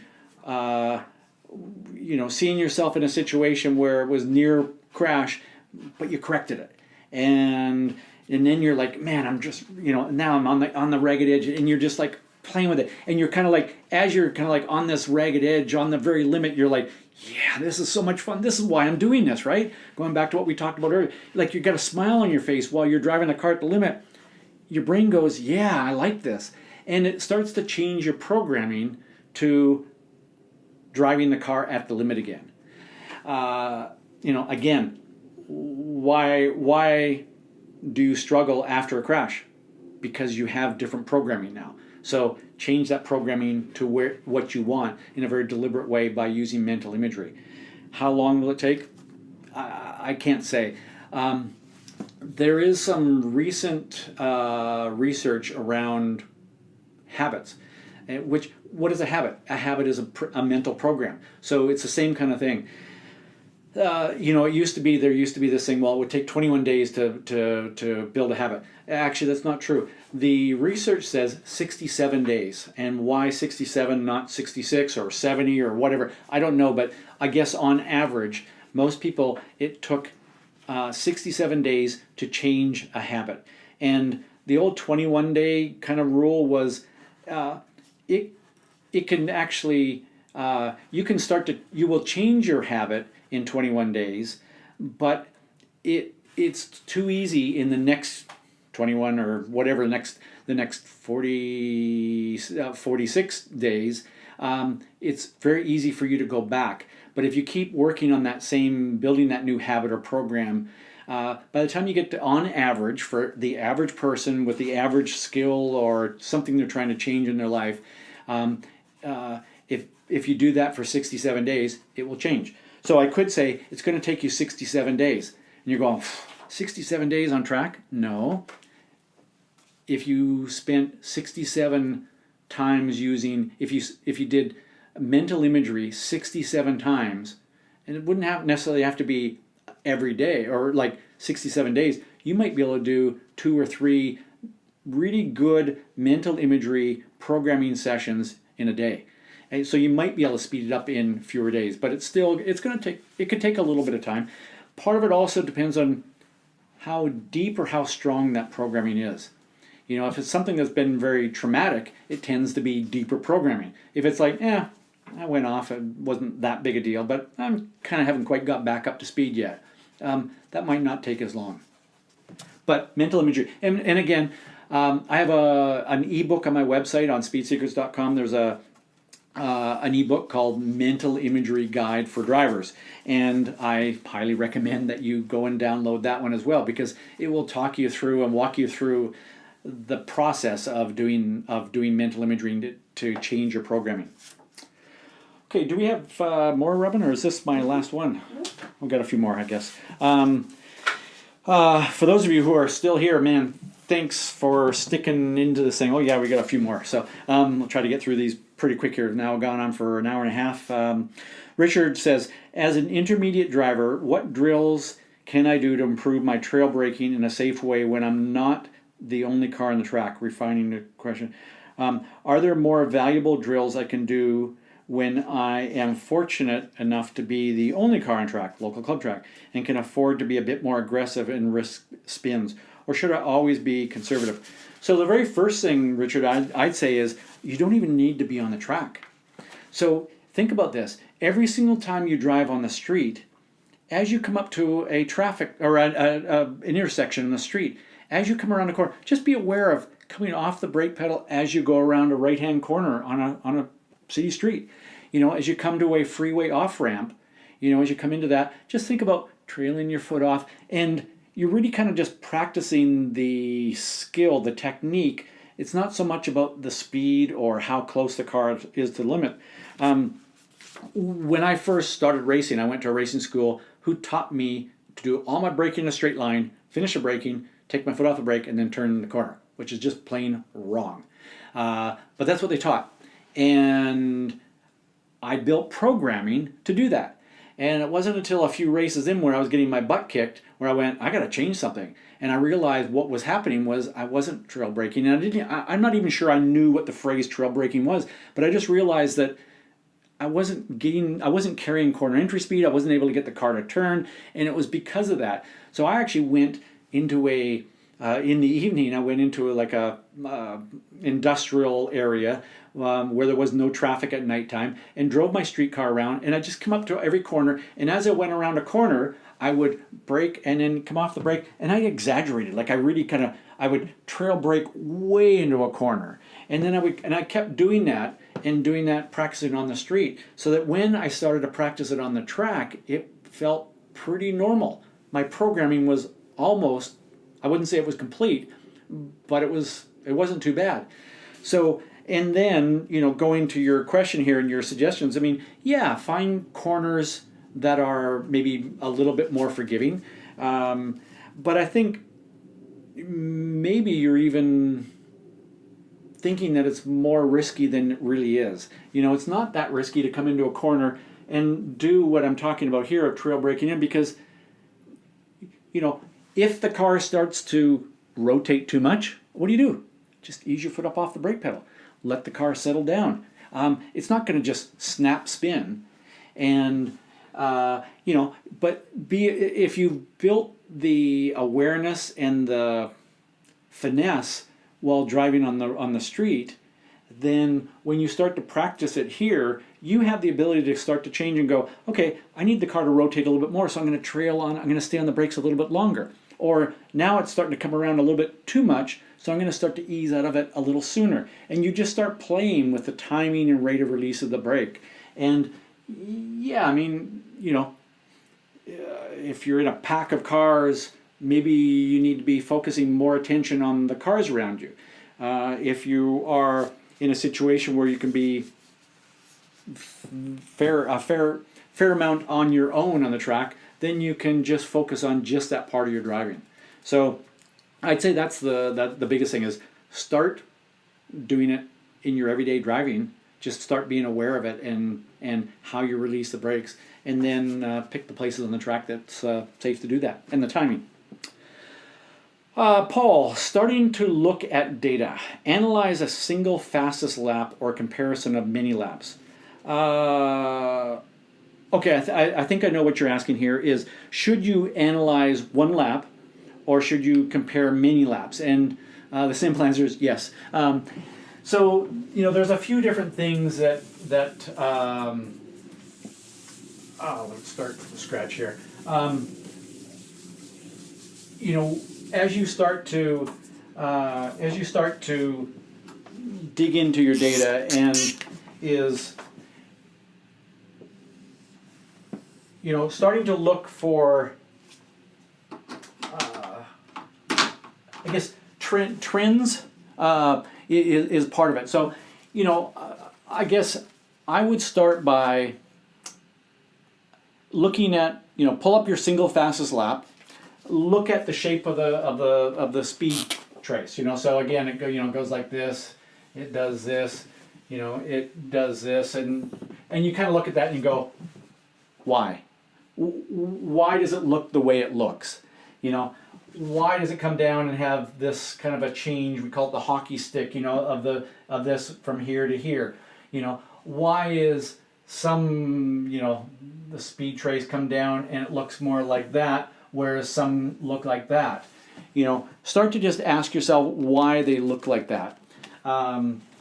So I would start there. And then, you know, as I touched on earlier, you know, the other thing that I like to do is, you know, overlay multiple laps. And if you see that, you know, there's a point here, these all go along at this, but this goes like this.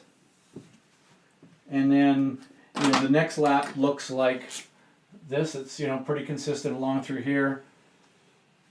And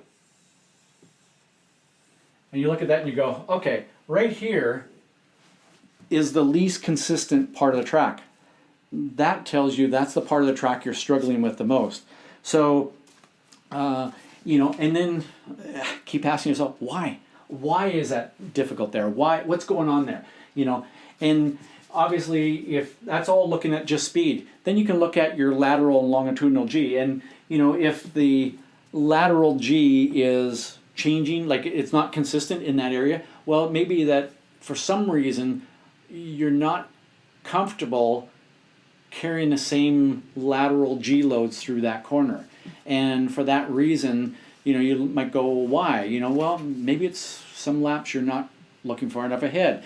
Maybe it's because you're on a different line. So then you need to start to think about those things. So, you know, if you're looking at a single lap, look for trends and ask yourself, why does it look that way? And then when you compare multiple laps, look for the inconsistencies. Those are the two places I would start. Brendan said, where do you find an awesome wifey that does stuff for you every time she's free? Sorry, but she's taken. I'll tell you, where do you find one? At the racetrack. that's where I found my wife, at the racetrack. Robin was a corner worker, and we met at the track, and nothing better than finding somebody who can share your love and passion for the sport. Thanks to Robin. Gamma, any recommendations on how to teach or train someone to feel the car rotating on corner entry, not spinning out?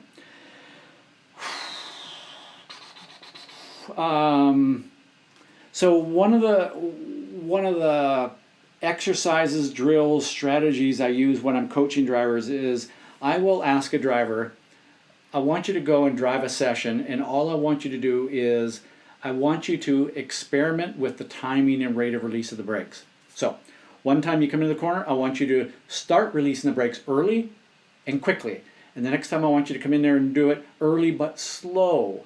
And then one time I want you to come in there and I want you to start releasing later in the corner, so maybe way down here, but quickly. And then one time coming down there, leave it to here, and then come out of it really slow. And just experiment with the timing and rate of release of the brakes. And what's interesting is at least 80% of the time, I'm going to say, drivers will come back and go, oh, you know what I found out is when I do this with the brakes, the car rotates more or the car rotates less. So they've actually figured out how to feel the car rotating on corner entry as a byproduct of you asking them to do something else. So that's my approach.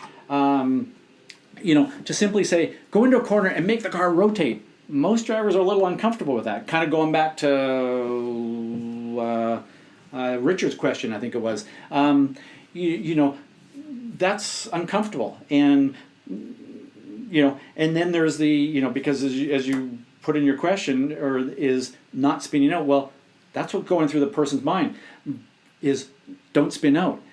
But if you say, just go and experiment with the timing and rate of release of the brakes, try different things, see how the car reacts. And so you find out that when you do this with the brakes, the car does that. And when you do that with the brakes, the car does this. Like I said, at least 80% of the time, I would say that most drivers come back and go, hey, I learned how to rotate the car. Harry asked, how would you address the issue in HPDE of attracting more younger, newer participants and keeping them coming back? Harry, did you read this morning's Speed Secrets Weekly? And if you didn't, maybe you should, because I wrote an article specifically about this. So I'm not sure if this was meant to be talking about that or not, but I wrote an article about this exact same thing,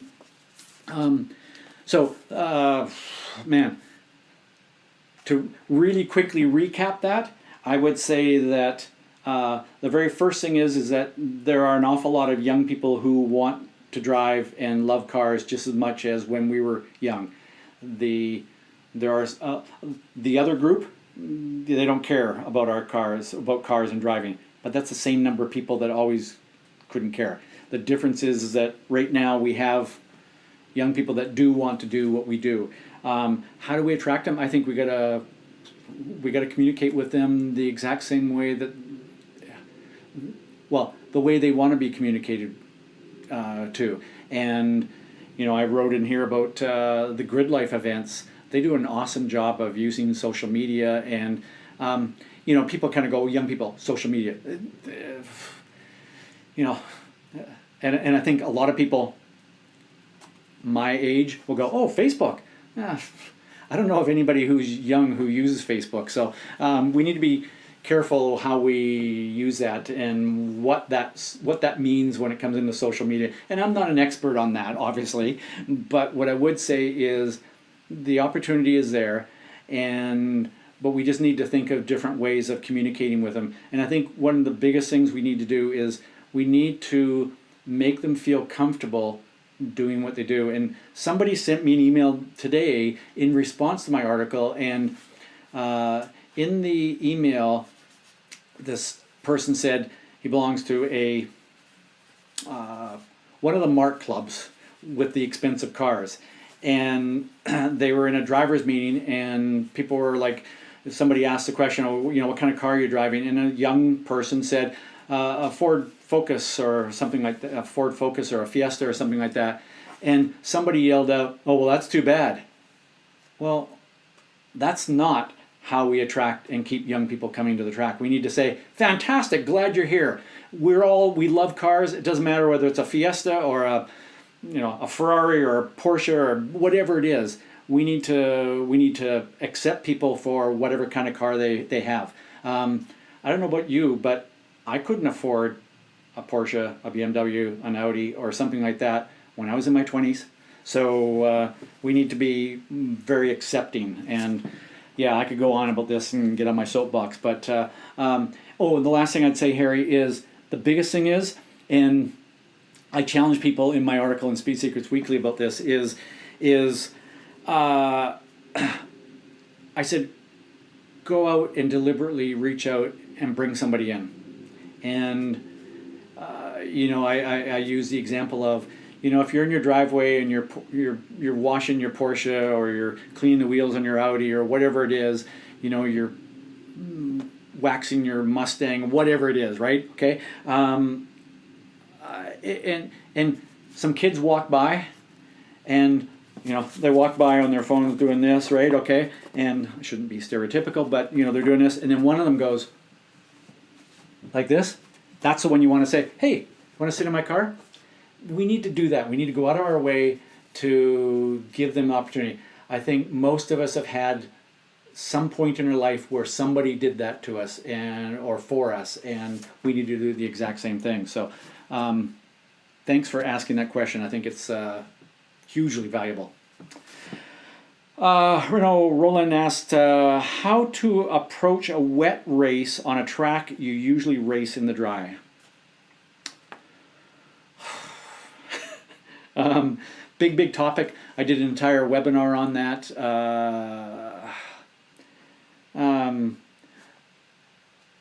So I can't get into there's all the typical advice of drive the part of the track that's got the most grip.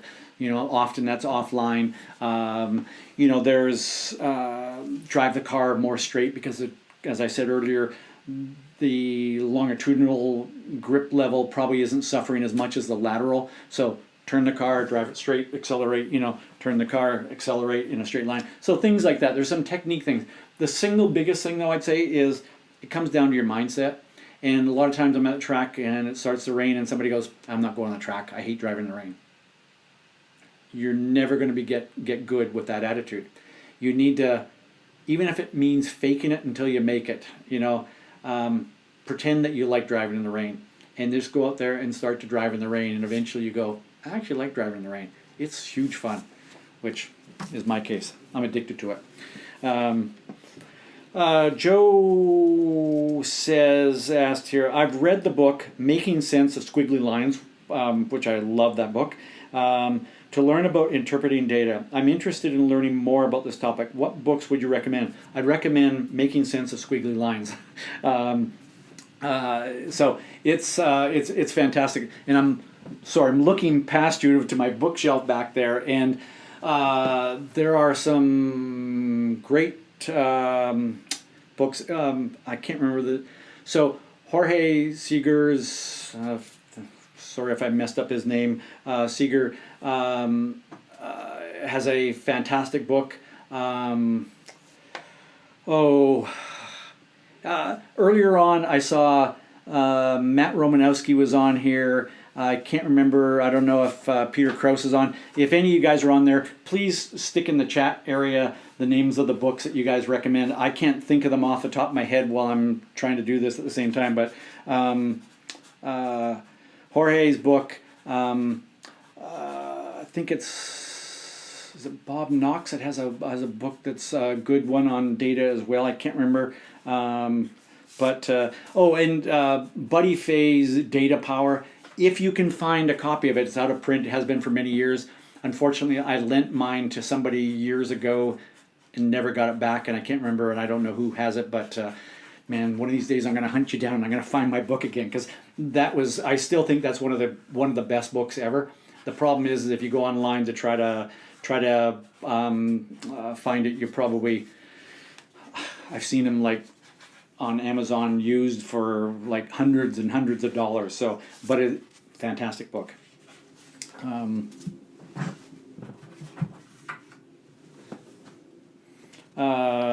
Okay. Let's see. I'm just looking at these last ones here. Okay. Lee asked, when I signed up for Chalktalk, I didn't pay much attention to Track Attack. Brief overview, please.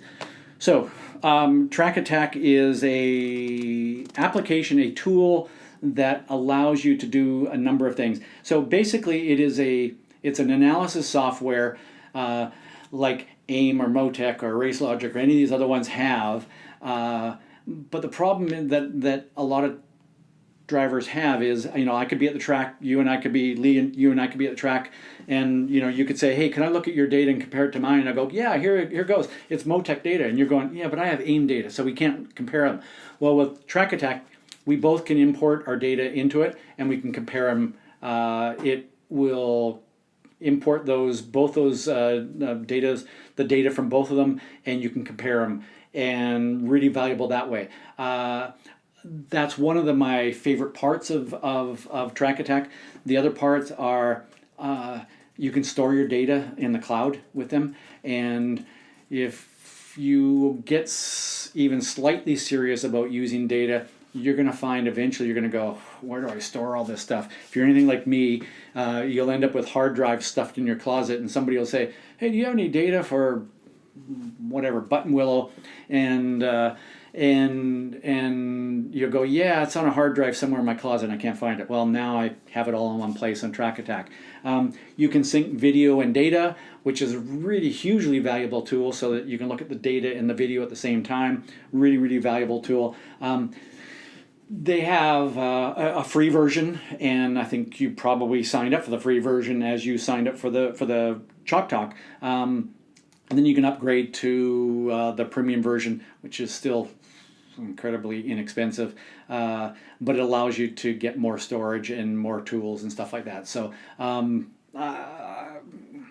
I love it. I mean, it really is a fantastic tool that, it's interesting. I was talking to somebody earlier today who's a really serious AIM data user.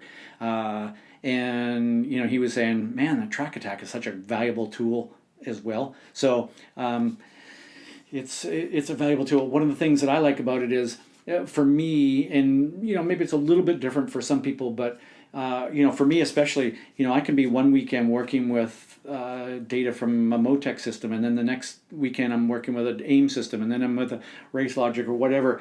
And there are times I'm going, okay, what's the hotkey for zooming in in this data system? And it's just because it'd be like switching from a PC to a Mac every weekend, and you're kind of trying to remember where the hotkeys or where the shortcuts are. If I just stick it all in Track Attack, it's one thing, and I use it all for all of them. So it's a really, really valuable tool that way. So you can't beat the price. Okay, so another one that's kind of related to data here is, for someone who only has GPS speed and lat and long acceleration, what are some things you look for when initially evaluating a driver? So I look for the shape of the data, or the speed, I'm sorry. Obviously the shape of the data, squiggly lines. Again, if it's, I've drawn this a few times here, but if the speed trace, if it's a coming into like a relatively slow corner, I want to see that kind of a shape, with this little, again, the hockey stick thing, because if this is a slow corner, I know the driver needs to rotate the car. So I look for that. If I know that it's a faster corner, I want the shape to look something like that, more like that. If it's a fast corner and I see it kind of doing this, I go, you're over slowing the car, and you're probably getting the car upset in the corner like that. So I just look for the shape of the speed trace, and primarily looking the difference between fast corners and slow corners. And I know that you kind of go, what is fast? Again, Peter always kind of said, 60 miles an hour is a pretty good kind of a split point. Might be 65, could be 70, depending on the car and whether there's any aero kind of downforce in the car or not. But looking for that in the speed races, in lateral G, one of the things that I look for is, I'll just look at, I'll look and kind of go, if this is kind of the center line, and lateral, the lateral G will kind of go along as they're going down the straightaway, and if it's a right hand corner it goes like this, and then if it's a left hand corner it'll look like this, and then a straightaway, and then right, and then a straightaway, and then a left. It looks something like that, right? First thing I look for is go, okay, right here, that's the highest peak, and let's say that is, I don't know, 1.5 G. I go, okay, right here it's only 1.2. Why? And there might be a very, very good reason for that. This may be an off-camber corner. This may have a different surface in it. But if I look at this and go, that corner and that corner are very, very similar, why is there a difference? So, again, I said earlier, to me what data does is it generates questions. And I go, why? And then I might look at it and go, why is it only there? Again, this might be just, it might be that because it's not a sharp corner and it's just kind of a bend through the corner. And if I looked at that, and if at the same time I'm looking at longitudinal G, so I'm going along and the longitudinal G along at this point here is like this, I'm going, well, okay, so there is no braking or acceleration through that section. Well, there's acceleration because the driver's flat to the floor, but it's constant. So I might look at that and go, well, there's just a little bend in the road. But if I see that there is in the longitudinal G's, there's a lift here, because there's some deceleration there, I'm going, there's deceleration, but they're not using all the grip there. Why? And again, it could be there's a crest hill there, the track is losing grip there. So it generates a lot of questions. And, so I look for, I'm going to say inconsistencies. And, for things like that. As I mentioned, we talked about earlier, in the longitudinal G, if on the deceleration we see this, that tells me that there are some inconsistencies in the braking. It could be like they're on the brake and off, and then they're back on the brake. Well, why? Again, it could be that there is the classic would be approaching the corkscrew at Laguna Seca, where you crest the hill and you can brake pretty hard before the crest, and then the car gets light, so you got to ease up, and then when you land you can get on it again. So you might see some of that. But if it's a flat section of track, you go, well, why is that? Well, maybe it's the blip of the throttle, maybe the foot slipped or whatever. And so I'm going to look at things like that. So that's looking at one lap. I would also then overlay 3, 4, 5 laps, and then look for inconsistencies like I talked about earlier.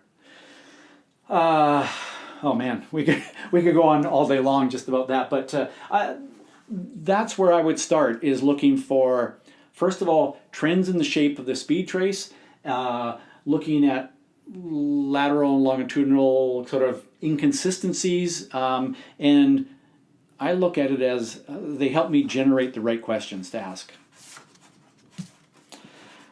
Is there a car that you should not use trail braking? Advice I'm getting is not to trail brake in a spec racer Ford, lightweight mid-engine car.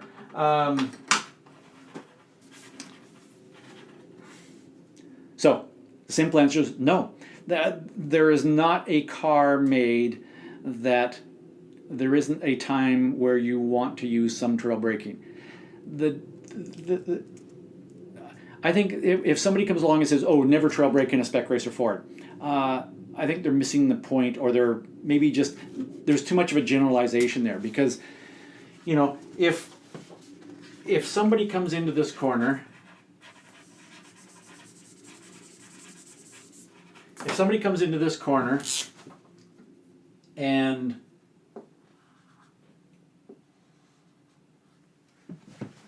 they have trail braked because the turning point is there and the end of braking point is there. That's trail braking. In another car, the end of braking might be here. That's trail braking. So to simply say, don't ever trail brake, no, it's a matter of how much you trail brake. Yeah, some cars you're going to trail brake less than in other cars. You know, typically if a car doesn't change direction very well in a tight corner, you may need to trail brake a bit more to kind of help get the car to change direction. If the car is very pointy, like you turn in and the car just, it's almost nervous the way it turns in, you're going to trail brake less.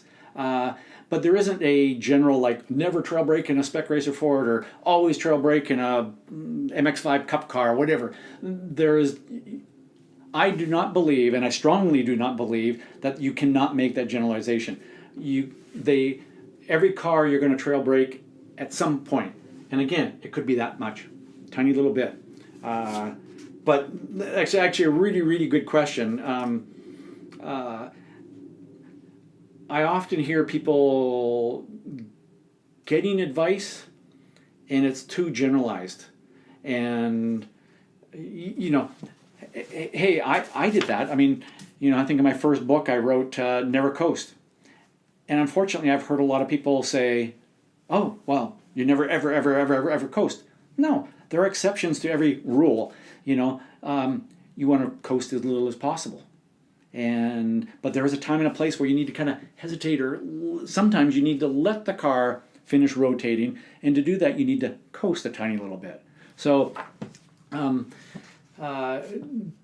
get sucked into a generalization that leads you down the wrong path. Okay.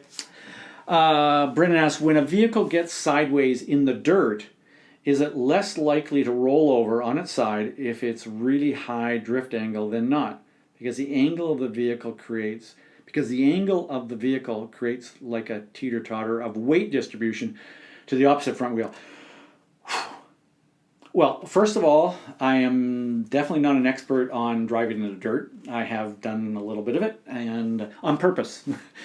Some of it I'm not on purpose, off the outside of a road course. But to me, the biggest thing to worry about in a rollover is tripping the car. So if the car is sliding sideways and it hits something and it trips it, that's where you're more likely it's going to get a rollover. And then it's more a matter of where's the center of gravity in the car. If the center of gravity is, an inch above the floor, it's less likely to roll over than if it's, 3 feet above the floor. So the higher the center of gravity, the more it's going to tip over as well. So